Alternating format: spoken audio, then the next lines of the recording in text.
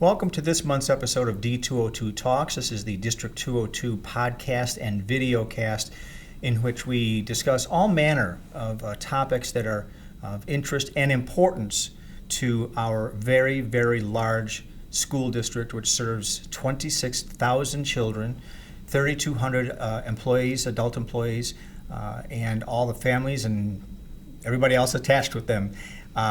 We are very, very big, as everyone knows. That is always part of our conversation, but yet we do everything we can to make the public school experience smaller for our kids so that each one of our students has a chance to learn, to grow, to achieve, and to excel and move on to whatever comes next in life.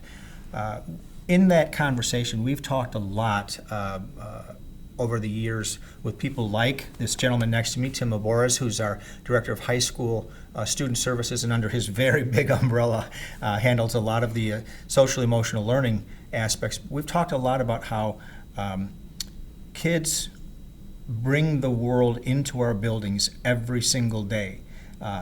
Most of the time we hope that that's a good thing, and most of the time it is, but sometimes it's not.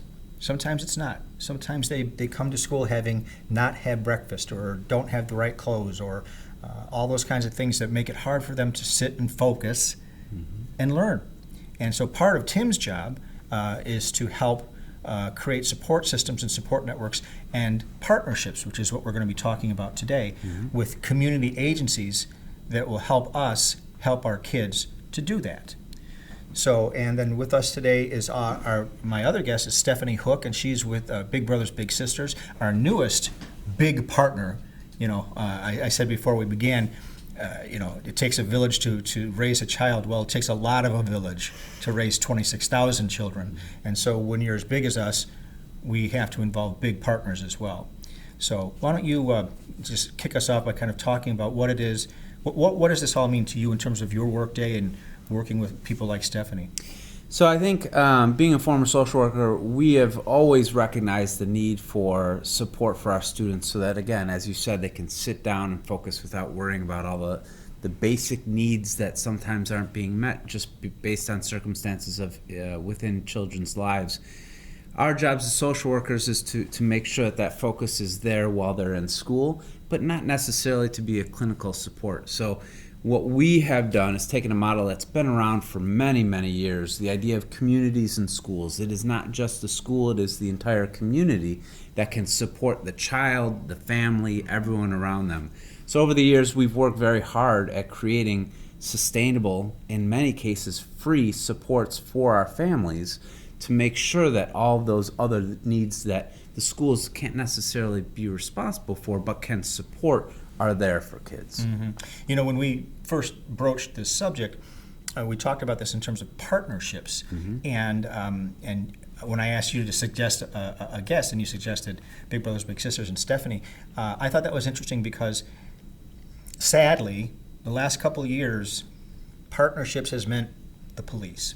It's meant public service agencies, because of the way the world is and some of the terrible things that have happened. So let's talk a little bit about the difference between that kind of a partnership, which is obviously important and critical, and more what agencies like Big Brothers Big Sisters brings to the table. Yeah, so the idea behind it is we're getting to the child, the student, before we ever need to involve any authoritarian presence in their life.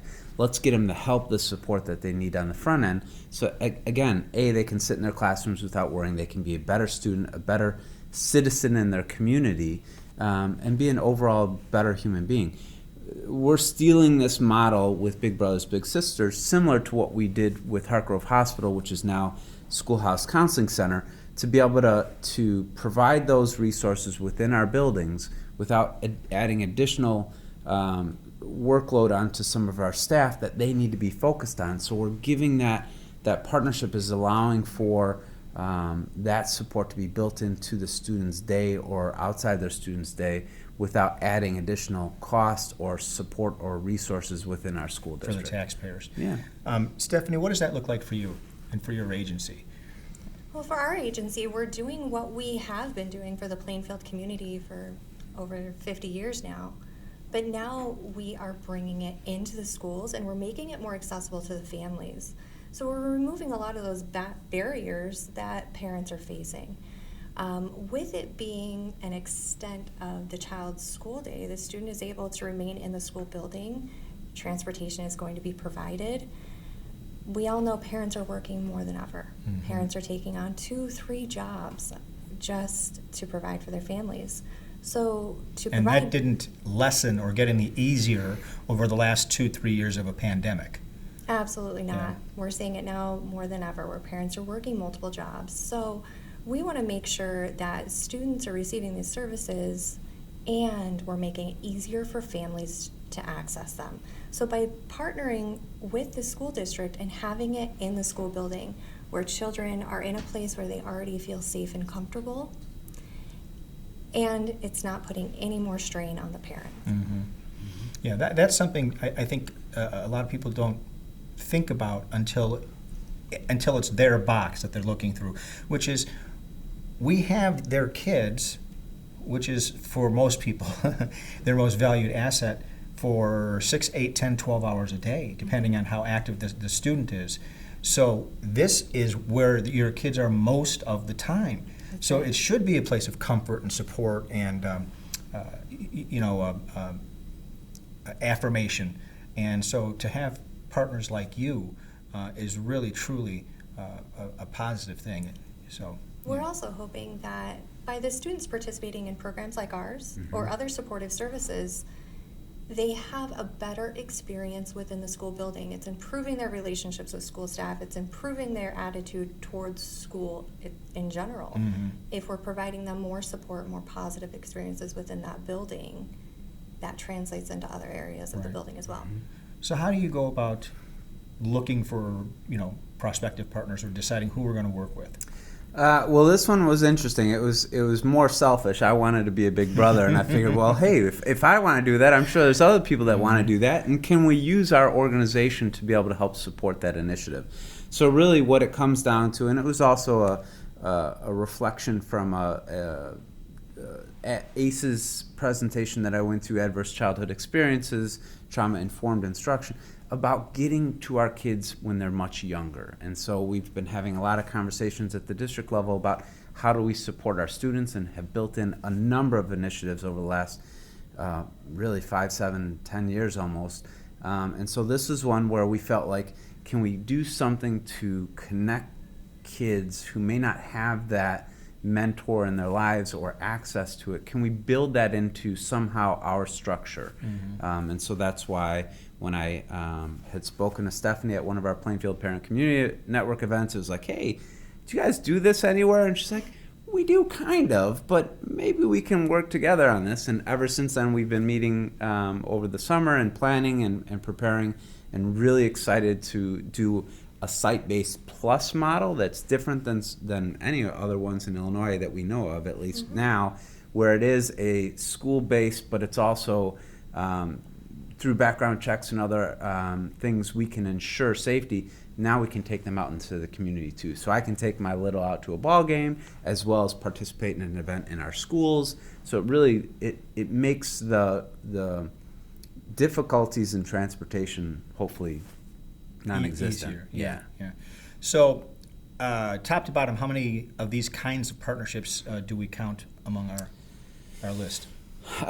So we have a lot of them. We have Alyssa's Mission for our signs of suicide. We work with Hartgrove Hospital, now Schoolhouse Counseling Center. Bags of Hope is a wonderful partner of ours. Heart Haven Outreach is looking to do some expansion for us. We've worked with Aunt Martha's, Linden Oaks, Will County State's Attorney's Office, ThriveWorks now in Joliet, a new partnership that we're looking to do.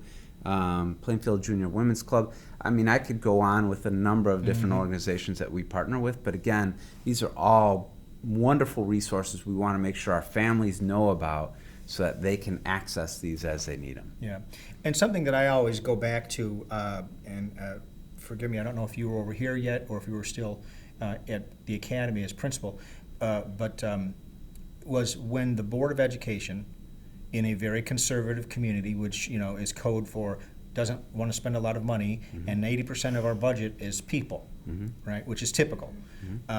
and the Board of Education approved hiring, what was it, 20 or so? 20 social workers in 2019. Yeah, which really showed not only that board's commitment, but the district's commitment, because people are money, and that was a very real, meaningful manifest of its its commitment to helping children however we could, whatever the cost might be, So Hugely insightful. And so yes, I was here at that time and helped with Ms. Griffith creating that proposal, and we had seen statistically the social emotional needs of our students increased dramatically with a decrease in enrollment. So 100% huge wisdom by our superintendent, assistant superintendents at the time, and our Board of Education to not only recognize that, and again, thank goodness, pre-pandemic that decision was made, Right.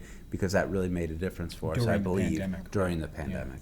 Steph, so how does your organization work directly with children? Do you come into our buildings? Do the kids come to you? A little of both? What's that relationship like? So for the enrollment in this, we are going to be in the schools. We're going to be talking with the students, learning more about their needs so we can meet them where they're at and really serve them to the best of our ability. But we also want to invite them to our building as well and be as involved as possible. So we're going to be seeing them at the school building twice a month. We're also going to be doing outside events as well, and really creating a better relationship and a unique relationship between the mentors and their mentees by allowing them to participate in those school activities and beyond. And Tim, you use the term littles. I have a very good friend. We have a mutual friend who is not a little human being. He is a very large man, but he talks about littles all the time. He is a mentor. And if an adult wants to become a mentor or mentee, how does that process work? What do I do? It's easy. You attend an orientation with us at our office in Joliet. You can learn all the information about the program, very realistic expectations. You'll have all the information you need to decide if this is a good fit for you. And then we start. And just to be clear, even though I'm short, I am a middle-aged man, so I would be. You'd be a big. I'd be the big. You would still get the big label, okay? Okay. Yes, we will make sure. Just want to make sure. Yep. It's easy though, the enrollment process, and we are with the mentors every step of the way. So we understand there's some mentors that say, I might not have time for this. Or it seems like a good idea in the moment, but then turns out not to be.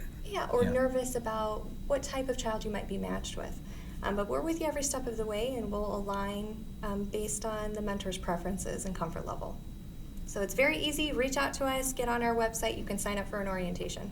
Good. And are the children, generally speaking, from the same home community, or is it possible that I could get a child from a different school district, or whatever the case might be? Right now, Plainfield is the only school district that we're working with.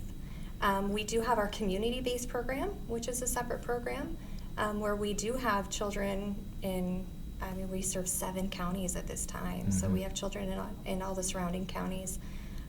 But for this, we're only working with the Plainfield School District for this program.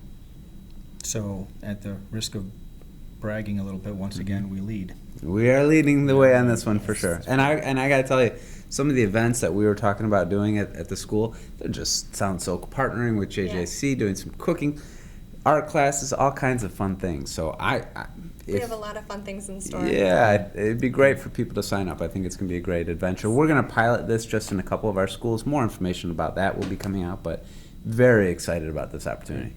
Well, as usual, I think that District 202 has so much to be proud of, and we are very happy to try to do our part to tell the world what we can in the interests of, again, not bragging, but in the interests of serving the full package of needs for every single child who comes through our doors. We talked about kids bringing their world in with them, and sometimes that world is not a happy world, and those children have a right. It's not just a fun opportunity or someplace to go for 8 hours. They have a legal right, and we have a moral and legal responsibility to give them a strong public education. And so that's part of what we do together. And so thank you on behalf of District 202, on behalf of Dr. Wood and the Board of Education for jumping aboard. We appreciate it. And of course, you continue to be a hero and a champion for me, and I appreciate everything that you do. You know, those children, in a lot of ways, need us. They don't know it, but they need us, you know. And so thank you both for that. And anything else you want to add real quick before we wrap it up? If I can make a plug, PPCN event. Yes, please. November 10th, Plainfield East, Taming the Anxiety Monster, 6 o'clock. So we'll get more information for you on that one as well coming up soon. Good. Okay. Stephanie, anything you want to add? We will be at that event on November There you 10th go. with more information about how to become a mentor, how to participate in our program as well. Wonderful. Well, thank you both. My name is Tom Hernandez. I'm the Director of Community Relations for District 202. Thank you for joining us once again this month, and hopefully we will see you, or you'll see us, hear us next month back here again for D202 Talks.